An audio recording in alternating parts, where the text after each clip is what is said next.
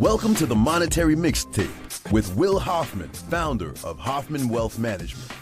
In this podcast, we help fellow Gen Xers simplify complex wealth issues that are important to Gen X. We do this by cutting out the mundane material and using a refreshing approach to finances in a way this skipped generation appreciates. Join us for this ride where we explore financial planning and wealth management as Will Hoffman draws from almost 20 years of experience and brings to you qualified guests to help be your latchkey to tricky monetary affairs. Welcome to Monetary Mixtape with your host, Will Hoffman, where we talk about the ever-forgotten Generation X. I'm Wendy McConnell. Well, Will, we have a guest with us today. Yes, we do, Wendy. And in a continuation of our series on education planning and preparing Gen X's children for the next level of their education, today we have Jack Delehey from New Era College Consulting on with us. And Jack, I'm not even going to try to explain. I'm going to let you do it. Tell us a little bit about your business, what you do, and how you got into it. Yeah, absolutely. Well, thank you both for having me on, Will and Wendy. This is a pleasure and an honor. My background really starts at this point 13 years ago for myself when I was a senior in high school in Concord, Massachusetts, small town right outside of Boston. Oldest of four kids in my family, and to be honest, I struggled mightily on my own with college planning and thinking about the next steps. And I grew up with two very supportive parents, and it was the first time in my life I remember saying, "Hey, Mom and Dad, can I, what would you do? Can I have help with this process?" And for the first time ever, I kind of got that blank stare of like, we don't really know how to help. Like, we can try. And it was at that time, I realized, okay, I've got to figure some of this out on my own. I went to a public school. There was a guidance department. The guidance department was, as you can imagine, dealing with 300 other kids at the same time. Right. So that personalized support just wasn't there. And, I didn't expect it to be, but there was a lot I had to figure out on my own college planning journey on my own. And so once I did figure it out, it felt like by the seat of my pants every day. I felt lucky to end up where I did. I had 4 incredible years at Vanderbilt University in Nashville, Tennessee.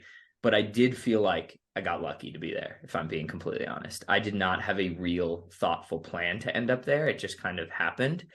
And so I said, all right, I'm going to make it my goal to kind of give my younger siblings a little bit more of a plan and structure to their college planning journey.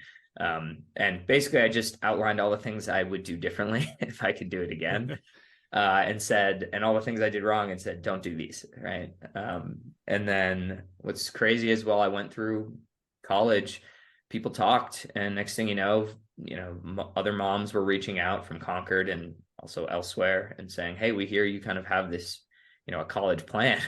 Can you help us with it? And so I did it for free throughout all of college, loved doing it, a handful of high schoolers every year.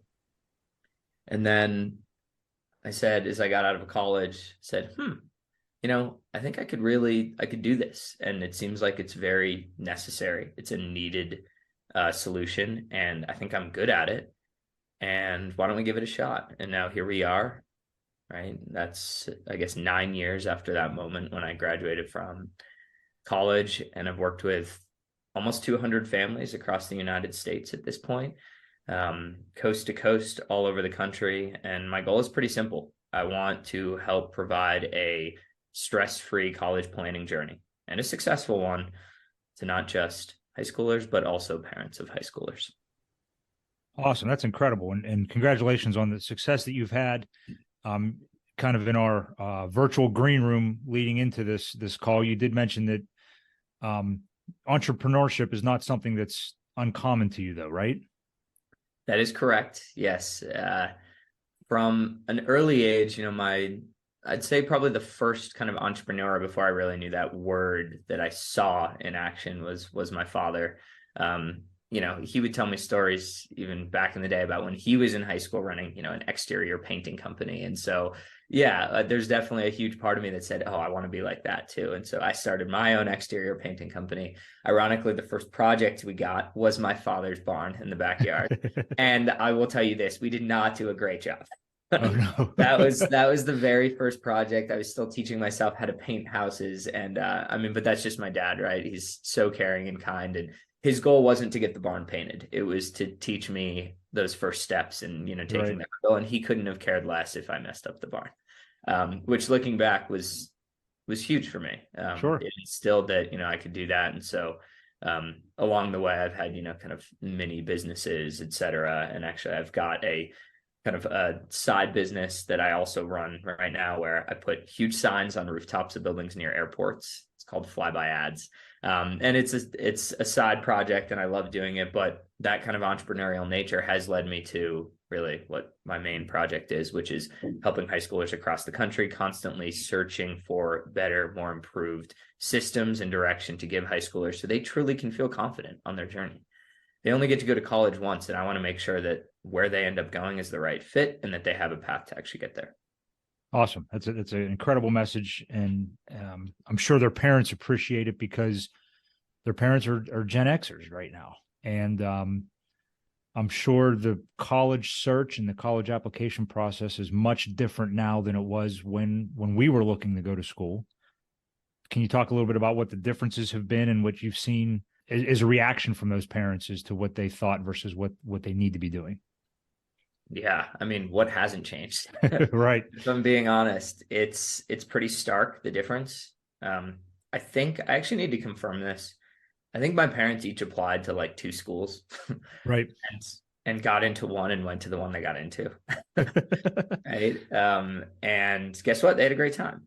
Yeah. So I'm not saying that wasn't appropriate at the time, but let me tell you, if you came to me as one of my students right now and you said I'm applying to 2 schools, I might have a heart attack.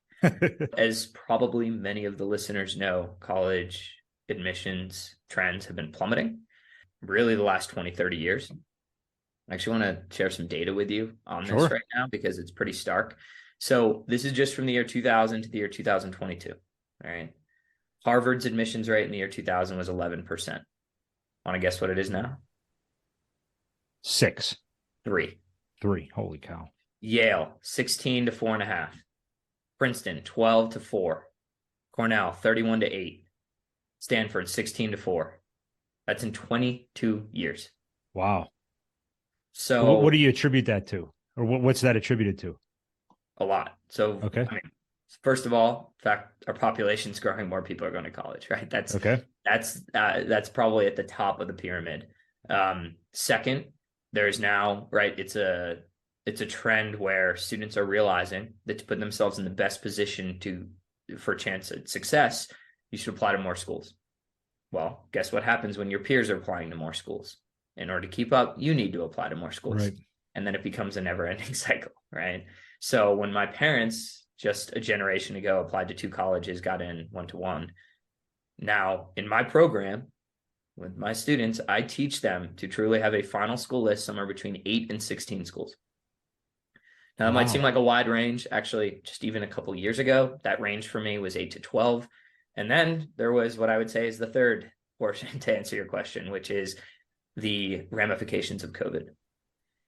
Once COVID hit, schools across the country went to a test optional policy.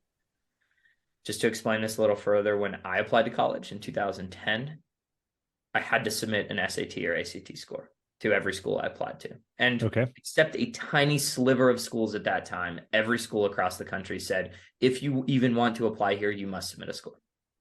Well, guess what that did? That made it so actually it was like self-selecting at the start. If you knew your score was so drastically lower than the average student who's going to get admitted, you didn't apply.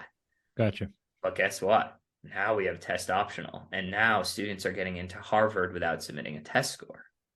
Now, just so you know, the majority of students getting into Harvard do submit their test score. But guess what this means?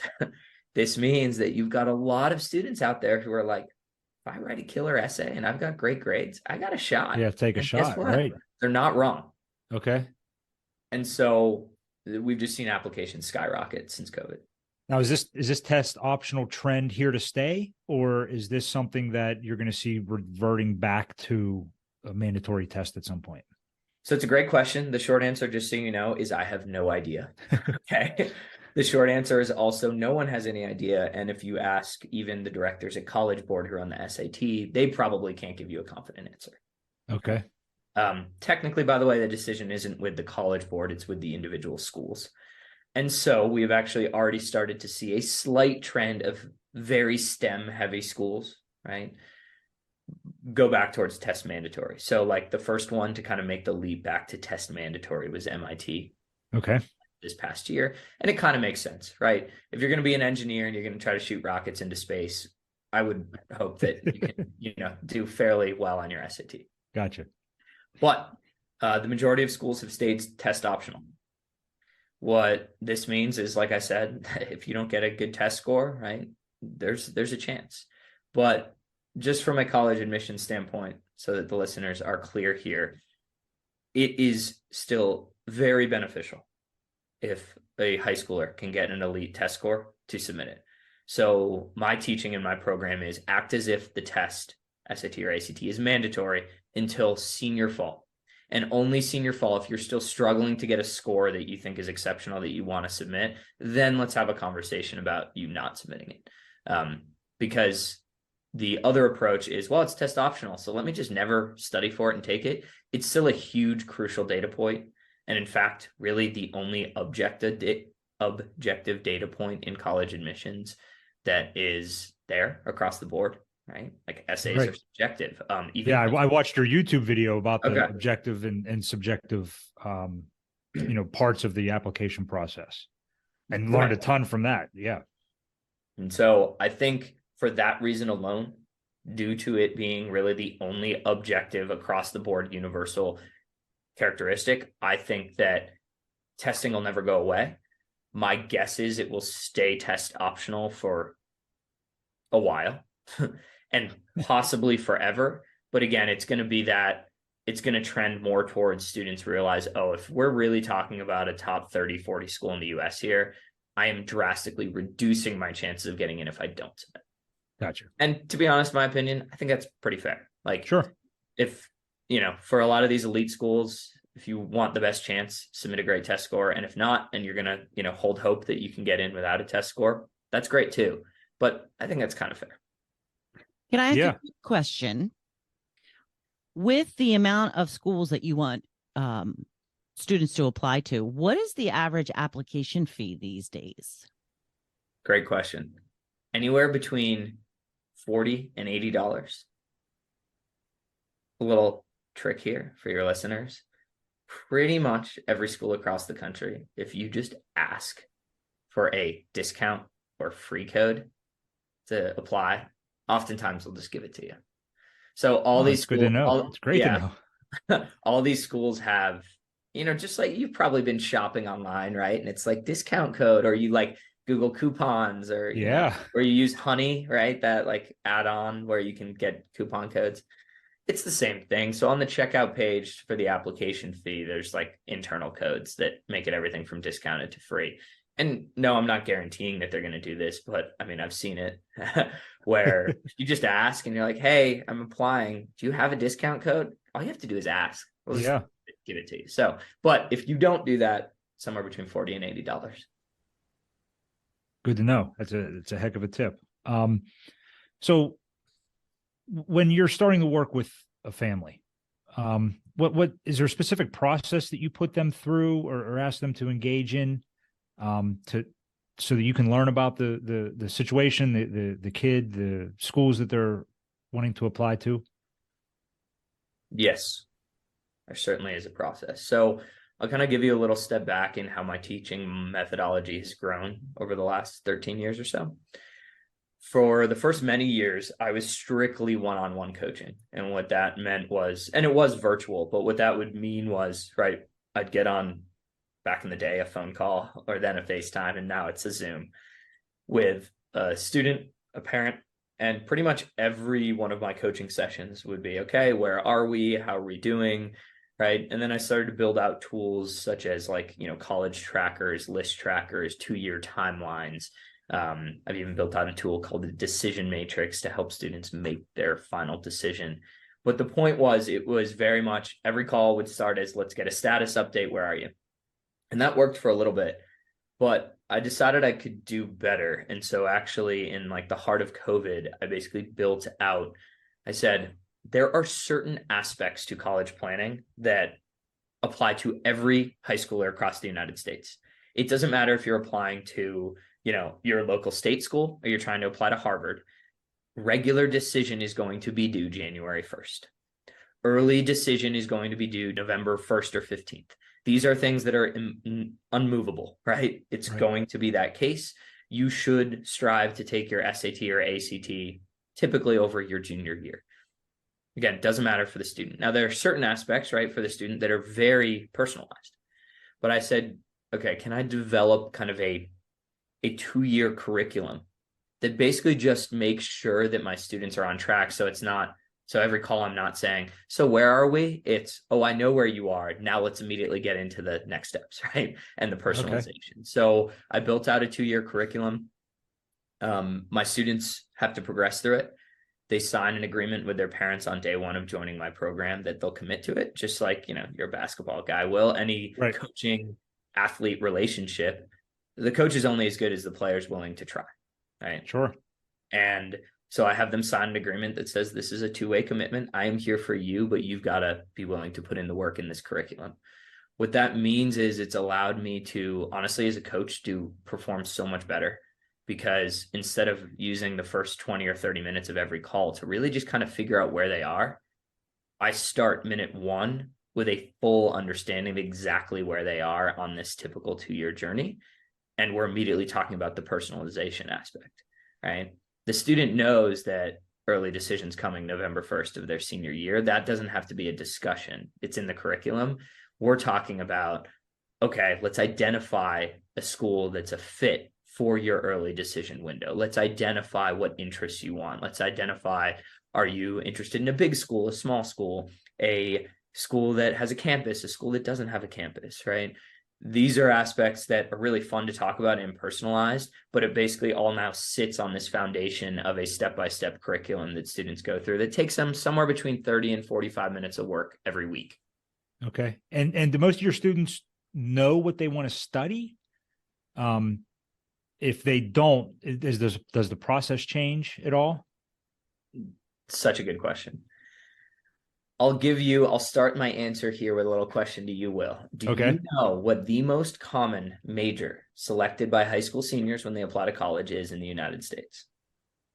I am just guessing here, but I'm going to say undecided. Got it. Nice. Well done. Now I bring that up because you can get into any school in the country, technically checking the box undecided. Okay. That is the case. And so, working with almost 200 students now, I'll tell you it's about 50-50. About 100 of my students, and by the way, I was one of these students. Right? Same. I got into Vanderbilt as an undecided major. That was truly the box I checked. Vanderbilt still accepted me. About 50% of my students are in that bucket, and 50% know their major. Now let's talk about briefly pros and cons. I am a strong believer that just forcing a student to check a major box without actually having a passion in it or being interested at all is a mistake. Yeah, I'd agree. A lot of times families do come to me, right? Particularly this comes from the parent, and they say, well, eventually, right, he or she needs to get a job. And so he needs to figure out his major. And that's usually when I have to, do what I think I've become pretty good at doing, which is play that middle ground. If I work with students, but I also have to guide parents. Okay. And if a student doesn't know what they want to do, I have tools, resources, even things like quizzes and surveys to help them figure out their interests. But if truly they get to the point where they're like, I actually want to use my freshman year of college to explore what I want to do, that's okay. That's very much okay. And I actually think that's better than forcing a major down their throat and saying, no, you've got to apply to this. Now, just cool. Because then if you think about it, how many of us are in the, course of study or career that we went to school to study? I started pre-law, obviously not a lawyer. I many friends who, business major, management degree who's a state police officer. So many of us are not in the career or in the direct path that 18-year-old Will said, oh, this is what you're going to do. Oh, if I was going to do what I was going to do, I was going to IU to help coach under Bobby Knight, and I was going to be the next, Mike Krzyzewski. Clearly, that's not the course of action that I ended up on. So, yeah, it's got to be tough. And does that play into the role of the school that they pick? Who gives them the most options? Who gives them the most upside to discover what it is they'd like to do or how they'd like to do it? Right. And this actually kind of aligns with what I call the pros of actually picking a major. So if I walk students through kind of a, find your passion style survey, quiz, ask them questions, figure it out, and we come at the end and say, oh, actually, I think, X, Y, or Z could be an area of interest for you. Choosing a major helps because it helps define a clear path for college. The 4 main criteria to college admissions are: number 1, the most important factor is your high school grades and the rigor of classes you take. By the way, this is what has not changed in 30 years. That has always been the case and always will be. Okay. So I know this question started out with what has changed. That is still the most important factor. Right. And just in case Liam, Miles, and Nolan, my boys, are listening, you still have to get good grades. You heard it from Jack. You'll hear it from me. You still have to study hard and get good grades. Sorry, that was a little parenting moment there. Yeah. And sorry, I'm going to circumvent your parenting moment, and I'm going to put a nice little asterisk on that. If you are an elite athlete, this becomes slightly less important, but you can mute that out. Well, see, I'm and being not that I don't hope that there's an elite athlete under my roof, but I'm familiar with the gene pool. And if that's an indicator, boys, you still need to study really hard. So the second most important factor in college admissions is your standardized test score. Now, we just talked at length about how you actually need to submit that, but if you get a good score, it will be your second most important factor. Third, typically your college essay, or these days essays. There's the Common App personal statement, which is the main essay you'll write, and then there's supplemental essays. Does every school require an essay? Is that a standard practice now? I don't remember writing one. The Common App personal statement goes to almost every school in the country. Okay. It's one essay that you then use through this Common App portal called the Common Application. You fill in your information once, your details once, and it goes. You can press and say, send to that school, send to that school.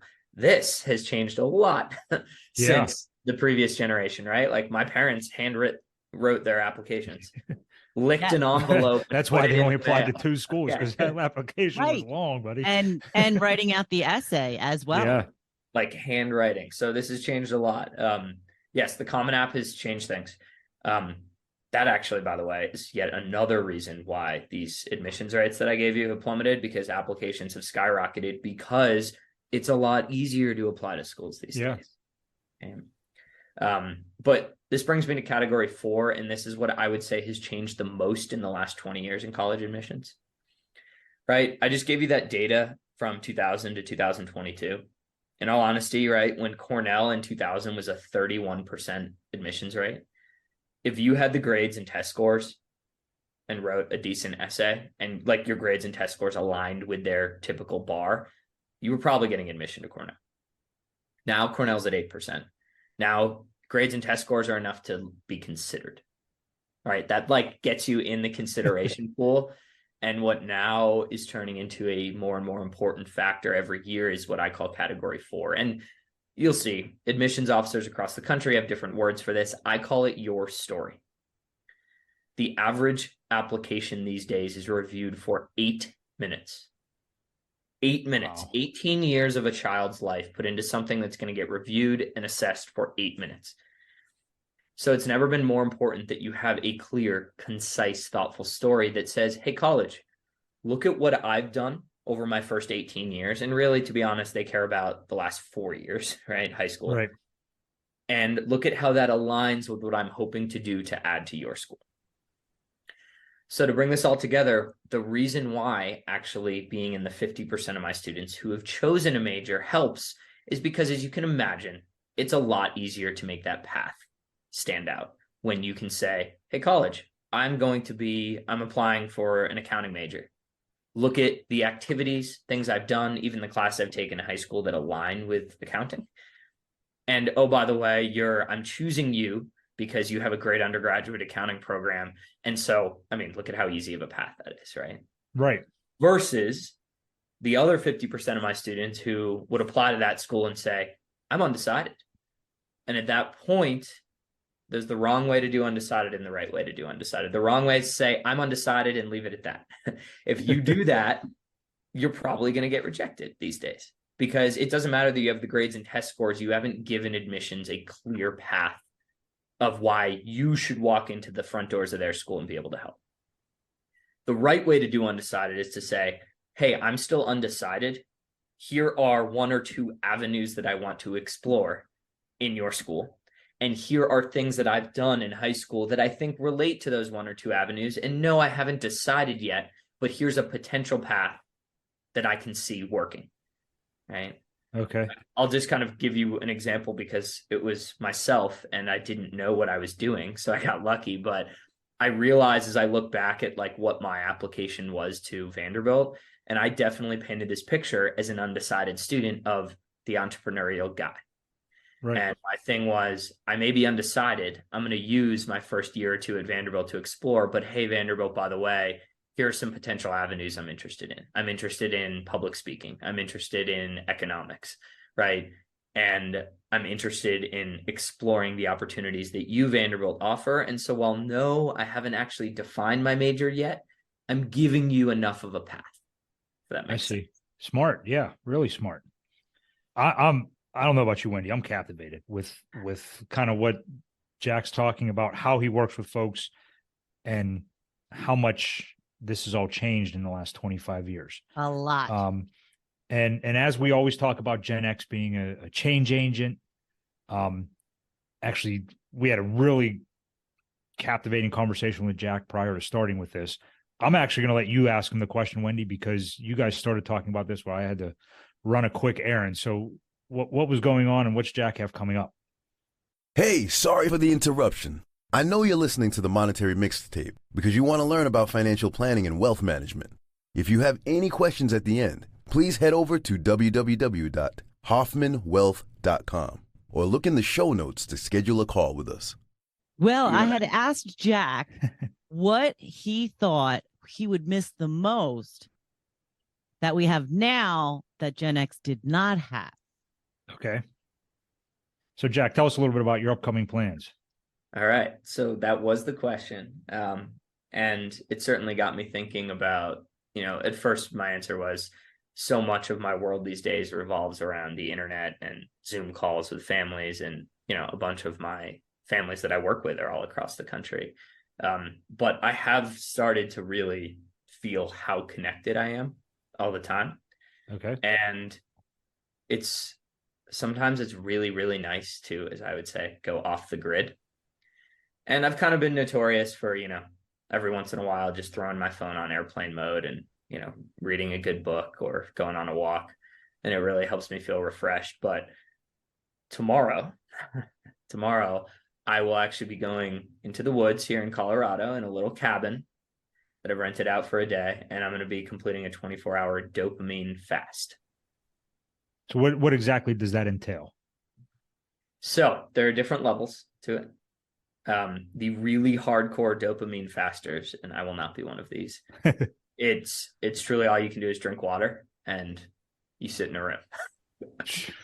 Okay. They're hardcore. That's right. Not me. This is the first time I will be doing like a formal dopamine fast. Like I said, I've, kind of dabbled with, not looking at my phone for a while, et cetera. But I'm really excited to see what this is going to do to kind of refresh my brain. The goal of a dopamine fast, by the way, it might sound like crazy and intense. It's just to make your body comfortable again with boredom. It just wasn't that long ago that we didn't have an endless stream of, content in our pocket. It wasn't that long ago, right? I even remember it when if you were standing in line at the post office, you just stood in line. Imagine. Right. And now you can listen to the monetary mixtape while you stand in line at the post office. Yes, you can. Right? Like, it just wasn't that long ago. And yet Right. here we are. And it's amazing how quickly humans adapt. That's our nature. It's actually incredible that we as a species are able to adapt that quickly. But sometimes I think it's really important for your brain to reset. So what I will be doing is kind of what's considered tier 2. I'm allowed to drink water. I'm allowed to go on walks, and I'm allowed to journal. And that is it. So no food. Yeah, that's kind of an iffy. So they bring up, they specifically say, like, if you think that, your hunger over 24 hours is really going to take away from it, which I could see, they basically say, bring food, but make it as bland as possible. Okay. Because right, if you're like, oh, I get food, and then you're just gorging yourself on pizza, it's defeating the purpose. So gotcha. I got to figure that out. I'll probably bring like, I don't know, some like, snack bars or trail mix or something. But the goal is kind of to keep food to a minimum so that you're not just replenishing your dopamine stores that way. Gotcha. Fascinating. Well, we're going to have to check in and find out how this goes, and publish some sort of, whether it's a video or something, or to find out how this turned out for you, because I know that I'm going to be interested to know. I got to imagine that our listeners are going to be intrigued to find out how this went. So we'll have to figure out a way to reconnect with you to figure out how this went for you, if it accomplished what you're hoping it does, and maybe inspire the rest of us to disconnect for a little bit and reset our brains and rethink about the way we're approaching a lot of things. And how much crying you did. Yeah. Speaking of rethinking our approaches, what are some mistakes that you see families making as if they're entering your program maybe halfway through a junior year, or that they've started doing in a sophomore year and then they've engaged your program? What are some mistakes you see them making? The number one mistake, hands down, that I see from parents who, some of them end up joining, families join, some of them don't, is starting too late. Okay. Absolutely the number one. Like, this isn't even close. I'll bring up a few more, but this is number one. Now, can they recover from that if they've started too late? They can. Okay. It will be hard. And so, just to put in perspective, I work with students anywhere from really a 2 to 4 year window. I have students join my program as early as freshman year in high school and as late as junior year in high school. Somewhere in the spring of junior year of high school is when I end my program and say no more juniors are allowed to join. Now, for a lot of parents out there, they might be saying, what? Like, I thought you just kind of think about college senior year of high school, right? That seems to make sense. Sure. The college planning process is not rocket science. I am sitting here as someone who has worked in this field now for 13 years. It's not rocket science, but it takes time. If students want to actually have a thoughtful process of exploring what schools might be a fit, learning about them, figuring out what schools aren't a fit, taking a school list down from 40 to 20 to eventually 12 final schools they apply to, these things take time. Sure. And sure, you could do that in a week, but it's not done well. And so a while ago, my first few years of doing this, I would take on families who would come to me in September of senior year, kind of nervous, scrambling, and say, we've got a lot to go. And I would, work with them. And it is reparable, but let me tell you, it is so much harder when you start late. Okay. So then the question is, right? Okay, well, when's the ideal time to start, right? It varies based on the student. When I have freshmen reach out, I'm very particular because oftentimes freshmen really just need to focus on one thing, and it's their high school grades. Okay. I have the occasional, very mature freshman, much more mature than I was a freshman in high school, where I actually say, you know what, you could actually benefit from some of my teachings. Let's start now. But for the most part, freshman year, my advice is come back to me as sophomores for this year, focus on high school grades. Right. Sophomore year, great time to start college planning. Early junior year, great time to start college planning. As we're recording this podcast, we're now starting to get into that phase of, yes, I will still take on junior families, but I want them to know they're starting to get into the phase of, you're going to have some catch up to do, right? Yeah. It's almost February of junior year. Even little things like if you want to take 2 or 3 rounds of the SAT or ACT to get your best score, there's some months that go by that the SAT and ACT don't offer a score. Then you take the test and it's 3 or 4 weeks after that you get your score. Like, things just take time to happen. And so it's important that families give themselves that time. And I cannot stress enough how much less stressful it will be throughout the whole process if you actually aren't saying, oh, next month is college applications. It's a lot easier to say, we've got time to do this right. So if you were to give one tip to every high school student right now, it's start early. If you haven't started, start right now. Yeah. And then, like, truly, hard. I'll give one actual actionable tip, right? Because you can say start, but even then, I know what it was like as a 16-year-old. You're like, okay, where do I start? Let me go play video games with my friends, right? I would start by building your first school list. And this can be a parent and student activity. I recommend starting that school list in Google Sheets. I recommend clicking the share button in the upper right and sharing it with mom and dad and student. It is so much more fun when it's collaborative. Okay. There's no one who knows a student better than their parents. Yeah. And even if on that school list, you keep this Google Sheet as simple as possible, I'm talking name of school, location of school, size, like number of students, and then just have a column, parent notes, student notes. That's it. What you can do is you can start adding, and even if you just add the local state school, it's around the corner, you've added one school. Yeah. That will start the momentum. That'll start helping you as a student realize, oh, I can do this. Like, this actually can be fun. I think a lot of students struggle to start because they think of it as another homework assignment. And actually, in a way, it's way more fun than any homework assignment I ever did in high school. I promise, if students are listening to this, because you're in essence shopping for where you want to, like, experience some incredible life experiences for your next 4 years. And you're shopping around and you're in the driver's seat. Yeah. And schools are waving and saying, please give me your parents' tuition money. Right? Yeah. And it's so if you come at insight. if you come at it from that approach and you just get the ball rolling, it's amazing to see the progress that'll happen. All of a sudden, that one school on your list will go to 2, 3, 4, 5. All of a sudden, it actually becomes fun. You're saying, oh, what schools can I experiment with? A tremendous insight. And speaking of tremendous insight, one thing that I want to touch on before we wrap up, you're also an author, right? You've written a book. Yes. Talk a little bit about your book.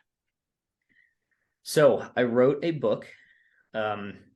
Background here is when I graduated from college, I entered the real world. I was actually living in Chicago my first 2 years out of college with one of my best friends. And we've always kind of been on the same page in life, do a lot of the same things. And when we would have mistakes in life, we would just write them down in our phones. And, we were 23 and then we were 24. And there's a lot that you learn in those first few years of, like, I'll call it real adulthood. Technically, you're an adult, when you're at the end of college, but let's be honest, it's a different vibe when you're in college and everything's paid for and you're like, I'm an adult, but you go to the dining hall and swipe a card and it's free. Right. So we learned a lot. You eat at the endless buffet and it doesn't affect your waistline. Yeah, right. Yeah, exactly. So we learned a lot, our first real jobs out of college, living, like, paying rent. There's just a lot of things in those first couple of years that, we kind of learned on our own. And similar to the story of, my college consulting, I basically just kept track of everything I did wrong. And it's amazing how when you do that for 2 years, you build up a big list. Like, I'll just give you one chapter. It's don't pay for $56 of macaroni and cheese at Whole Foods. and the story with that is, like, we got invited to a Friendsgiving before Thanksgiving, and you're supposed to, like, cook before it, but right. 23-year-olds we just didn't. And so we're like, oh, but this will be fun. We'll just go to the hot bar at Whole Foods and, like, load up on mac and cheese and we'll bring it as our kind of dish. Well, the hot bar at Whole Foods is based on weight. Right. So we get to the cash register and we're like poor right out of college kids, like $56 is a ton of money for us. and it comes up $56 and we look at each other, but like, we're also now in a position, what do we do? Like, are you going to look at the cashier and be like, no? So you just bite the bullet, pay for it. But that's now a chapter in our book, which obviously a lot of the chapters in our book, they're very small. It's 1, 2, 3 pages. And the title of it is Lessons for Our Younger Brothers. So we started writing, these chapters, but the goal is basically it each revolves around a moment in time, and then we extrapolate to a bigger theme. And, we actually then go into, actually in that chapter, somewhat managing personal finances every month, right? And yeah, why spending $56 on mac and cheese isn't ideal for managing personal finances. So it was a really fun project. I never in my life thought I'd be an author, but we started, when we got enough of these chapters, we said, hey, we should write this. And so we wrote the course of like a year, and then we presented it to our younger brothers under the Christmas tree on Christmas morning. I guess that was 2018. And it was cool to have like a hardcover book that we presented. And I didn't tell my parents or anything, and they were obviously shocked. They're like, wait, we have an author for a son? And I guess, Amazon self-publishing, I guess if you can call it that, but it has been fun. And it's funny, I will still see to this day every once in a while, right? Because I have families coming up through my program, and I'm very careful to tell them the book is designed for after college. Okay. But even then, I still have some of my families who are just in my college consulting, and I'll see that they bought it, and I'll get the little email notification. Like, here we are 5 years later, it's still getting purchased from Amazon. And I was gonna say it's available on Amazon, right? It is. That's awesome. Congratulations on that. That's a tremendous idea. And clearly you have that entrepreneurial gift that you can see the voids that need to be filled, and then the drive and talent to fill them. So congrats on everything you're doing, man. It's tremendous stuff. I'm excited for our listeners to hear this. I'm excited for Gen X parents to be able to follow your content and help their kids. If they want to get in touch with you, what's the best way for them to reach out, to engage your services, or to inquire about their children's college search process? Yeah, absolutely. Well, I think the easiest way to just be in the loop and actually get free insights, you can go to collegeconsulting.us. That is my website. On there, there'll be a little newsletter button. You can just click that newsletter and actually add your name and email to it. I send out an email about once a week with thoughtful insights, tips, etc. So it'll be entirely free, and that's a very easy way to gain some of this knowledge as I progress through this journey. If you are interested in actually getting in touch and talking about kind of my more complete programs, you can shoot me an email, jack@collegeconsulting.us, and I'll respond. Awesome. And you have a YouTube channel. I actually took something away. The first video I watched on your YouTube channel, I wish I would have known as I was going through high school and college, known this. You talked about writing a paper and the weekly check-ins with your teachers about your topic and writing a paper. So it's something I'm immediately going to deliver to my boys when it comes time for them to write papers and turn things in, because it engages your teacher all along the way, and they can't not give you a high score on this paper when you turn it in, because they've basically helped you write it the whole process. So you're putting tremendous content out there, even if you are not in the college search phase yet. Check out his YouTube channel also. There's some great things there. This has been a true pleasure. I know our listeners are going to enjoy this, and I look forward to catching up with you about your dopamine fast and how that went, and have you as a regular guest here to talk about the ever-changing landscape of the college search process. So thank you very much for joining us, Jack. Good luck on the dopamine fast. I'd maybe load up on some carbs here for the next couple of hours before you head out into the woods. Yeah, absolutely. Well, thank you. It's been a pleasure, Will, Wendy. And as a parent, I'll make sure you tell your folks when it's over so they know you're back home safe too. Okay. Please do. And as always, if you ever want to get in touch with us, hoffmanwealth.com is our website. Very active on LinkedIn as Will Hoffman. And look forward to our next episode in the ongoing series of college planning and education funding. Thanks so much, Will. Please remember to like, follow, and share this podcast with your friends. Until next time, I'm Wendy McConnell. Don't bounce just yet. The street lights haven't come on. Thank you for listening to the Monetary Mixtape Podcast. If you thought this episode was dope, then click the follow button to be notified when we drop a new episode. Visit our website at hoffmanwealth.com or give us a call at 724-522-5411. And don't forget to click the follow button to be notified when new episodes become available. The information covered and posted represents the views and opinions of the guest and does not necessarily represent the views or opinions of Hoffman Wealth Management. The content has been made available for informational and educational purposes only. The content is not intended to be a substitute for professional investing advice. Always seek the advice of your financial advisor or other qualified financial service providers with any questions you may have regarding your investment planning. Securities offered through LPL Financial, member FINRA SIPC. Investment advice offered through Private Advisor Group, a registered investment advisor. Private Advisor Group and Hoffman Wealth Management are separate entities from LPL Financial. All performance referenced is historical and is no guarantee of future results. All indices are unmanaged and may not be invested into directly.